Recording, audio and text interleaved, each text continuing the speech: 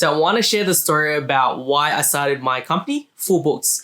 This is my instant ramen story. Now it goes back to when I graduated dental school and I was looking for jobs. And I had a pretty good job offer from a clinic. They offered a very high commission, especially for a new grad. And I took it, right? But the fact was, and I was blinded by the commission, it was a new clinic. New clinics don't typically have a lot of patients coming in, right? So I started my first day there, my first week. I had one patient booked in at 9 o'clock and one booked in at 6 o'clock. I saw the 9 a.m. patient. Later on, waited around till 6 o'clock. That one did not show up. The rest of my week, my books were empty. I had no appointments on. I was on commission.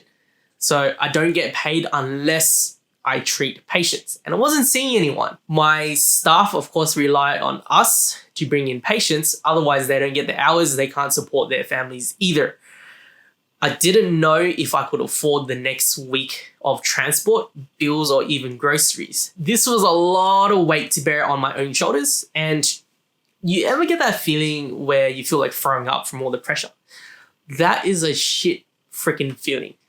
Not only that, I spent all this time in dental school, very passionate and wanting to help people with their teeth, and no one was coming in. The worst thing I think was having to eat instant noodles, but not only that, I had to split the noodles into two, so I'd have one meal and two meals now instead of one, just to stretch it over that. This was a pretty low point of my life. Growing up, we weren't really well off. Both my parents were immigrants, and often we would eat rice and fruit.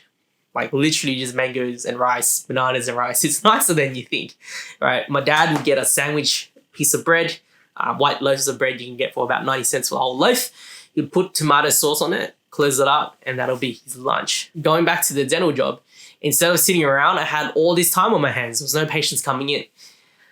I did not sit around and mope. Instead, I was on a mission to figure out how to get more business in. I studied a lot of marketing material and I did a lot of trial and error. And eventually, patients started coming in from my marketing efforts. Things became more stable. This is why I started my company, Full Books Marketing, because I don't want any other business owner, any other business to feel the same way I did.